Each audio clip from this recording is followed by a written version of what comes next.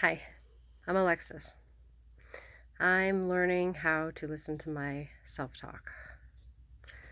I'm listening to a book called The Shame That Binds You by John Bradshaw, and another one about being the gifted child. And I don't know what her name is, but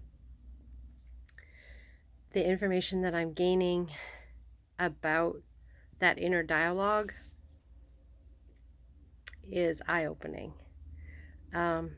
Yesterday, I was listening to music as I was driving, and I heard the song Human by Thrice, I think it is, or Highly Suspect, I'm sorry.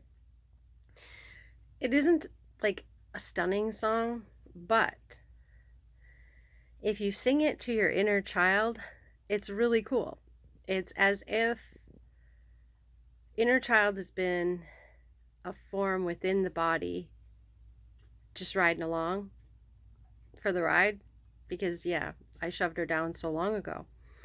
And meanwhile, she needs to meet her God, and she needs to meet her human that she lives inside of. And she needs to get up off of her knees and quit like groveling and praying for it to accept her. It just blew my mind. I turned the lyrics around towards myself, and it was elating. At one point, I was really angry because I wasn't given the parents I needed, the ones that would have cherished me and really shown me the best of the world. Instead, I was given parents who didn't have time for me and weren't interested fairly in becoming a friend with their child or learning about their interests or encouraging them on their interests even, but rather discouraging. That is my model and the one that I have to play. If this were a game, if life were a game, I'd be playing level extreme or super challenging. I'm 50. It took me years to accept this. It's painful. It doesn't feel fair. But each one of us, there's so many of us on this planet. There's no way all of us can get the information in time before we're grown. And there's no way that our parents can know, because this is kind of within the past 60 years knowledge of this humankind. I don't know how to say it any other way than I believe that possibly humankind had figured a bunch of stuff out, and maybe there was a big cataclysmic event, and I don't know. It's just a theory. But as far as talking to the self, I have been under a great amount of stress. I have gone through needing to get a new vehicle, not new, because I can't afford that. So used, dealing with the used one's needs, trying to figure out what to do with the old one, taking care of a house, taking care of a bunch of children, taking care of pets. I put myself on the back burner. Meanwhile, when I'm failing, there's this voice that's just eating away at me that I don't know is there. And it's discouraging me. It's reminding me of the things that I've failed at. It's reminding me of the things that I say I can't do. So it's just like really pushing towards me bettering myself. But in my heart state, in this broken-hearted victim state that I find myself emerging from life with, I take it as personally insulted and hurt and discouraged and broken. And perhaps my parents were kind in telling me the truths, because I do the shit to my kids too. I just blurts out sometimes. Just like, if you would have gotten up a little bit earlier, we wouldn't be crying because you can't have braids. Those kinds of things. It's a voice in the head, though, that is just so severe and knows everything about me, and it brings it all up. And so I'm learning that I can stop that.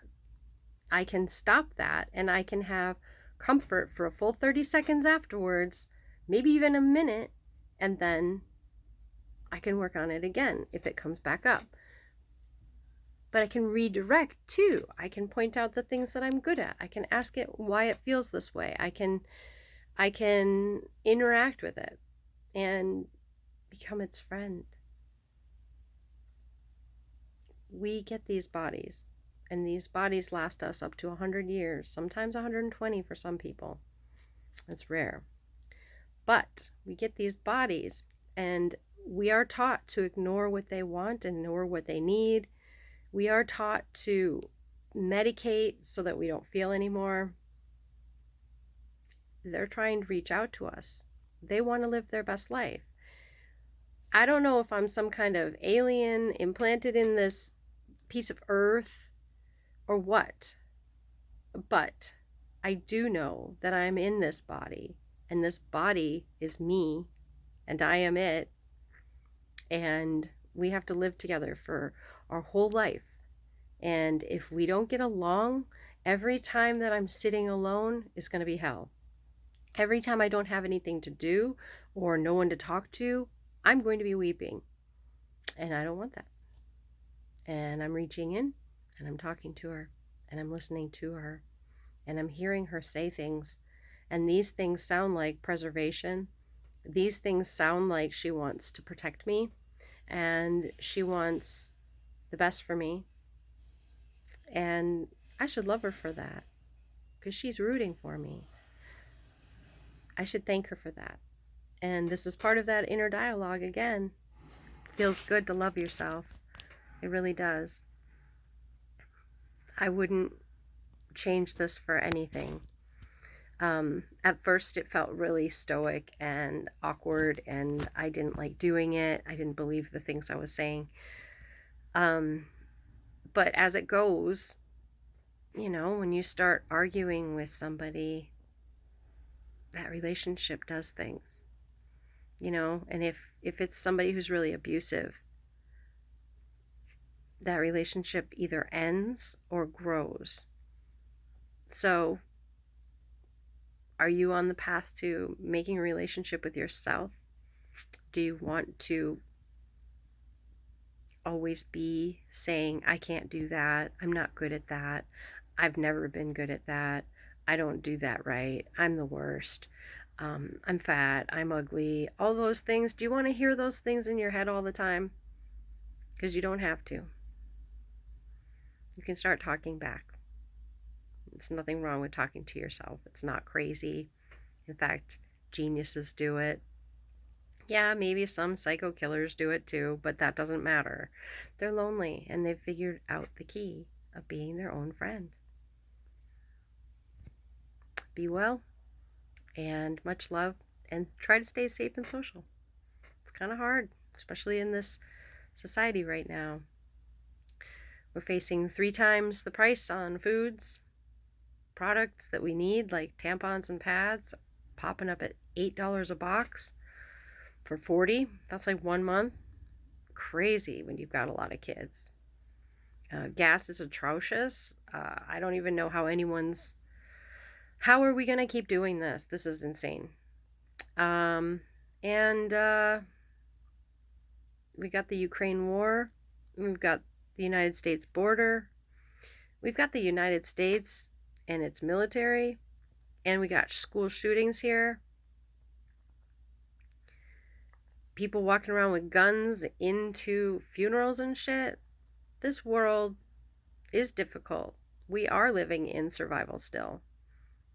But we don't have to do it inside of our heads, ourselves, our people.